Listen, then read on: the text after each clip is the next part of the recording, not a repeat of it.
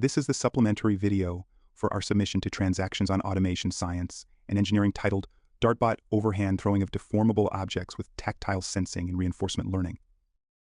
We present a robot that integrates tactile exploration and RL to achieve robust throwing skills for non-rigid objects under the influence of moment of inertia which cause the object to spin in the air. By leveraging tactile perception, we incorporate pseudo-embeddings of the physical properties of objects into the learning process. Our motivations for this project comes from human experiences. Whether in sports, emergency medical procedures, or everyday activities, the overhand throwing motion is ubiquitous in our lives. With this, we present the TTRL framework, which stands for Tactile Throw Reinforcement Learning. Our sequence consists of 3 key components. First, taking observations by grasping a dart at a fixed location and tilting it at 0 and 90 degrees.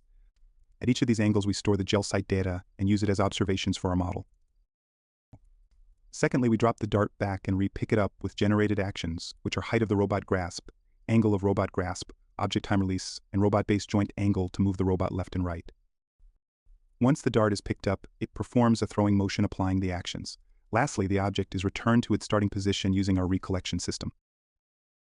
Here we present the objects used for our experiment. We are using a deformable magnetic shaft found in stores as our Dart1.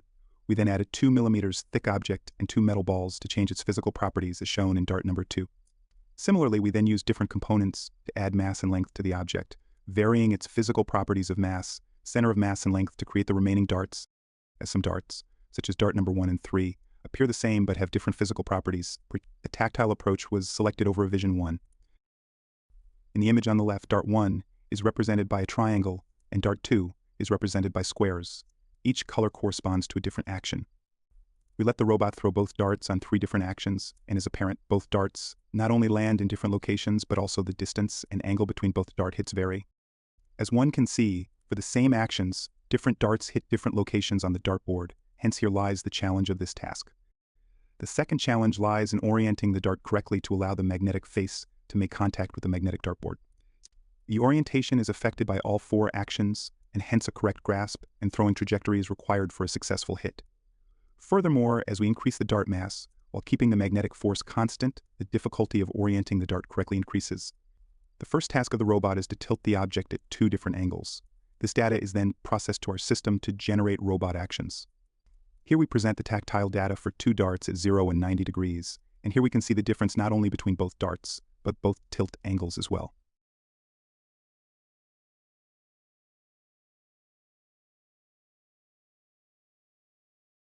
Next, the dart is returned to its grasp position and the actions are performed. One of our actions is changing the height of the grasp with respect to the gel site gripper finger. In the video, one can see how changing this parameter changes the grasp with respect to the dart.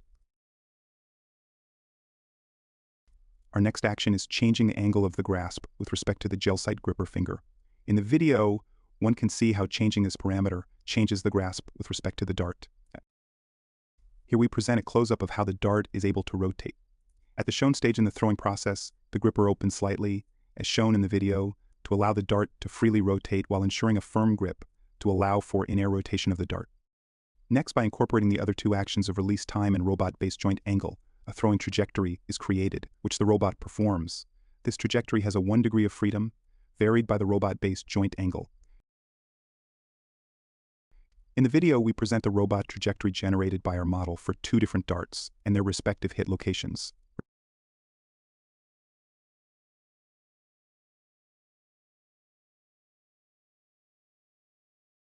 Here are some more examples for Dart 1 throwing trajectories generated by our model. Here are some more examples for Dart 4 throwing trajectories generated by our model. Here we present the results. This shows the train object's results over 40 trials. Here we present the performance of our train policy on unseen objects. The image presents the successful hit location of each object presented as red dots, and a blue cross showing the average hit location.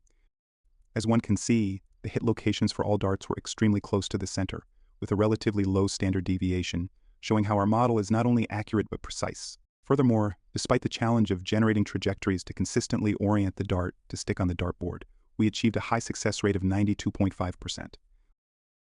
We also conducted a separate experiment where we moved the robot forward and backward, generalizing for location. In the video, we present the robot trajectory generated by our model for 3 of the 5 locations.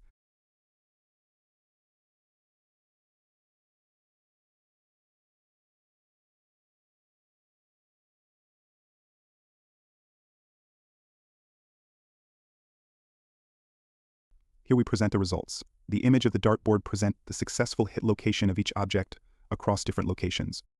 As one can see, the hit locations for all darts were extremely close to the center, with a relatively low standard deviation, showing how our model is not only accurate but precise, even for a generalization task. The table shows the results of our experiment. Despite the challenge of generating trajectories to consistently orient the dart to stick on the dartboard, we achieved a high success rate across all darts at all different locations. To validate our framework and methodology, we performed benchmark against CNN utilizing ResNet 18. This experiment was only conducted without moving the robot.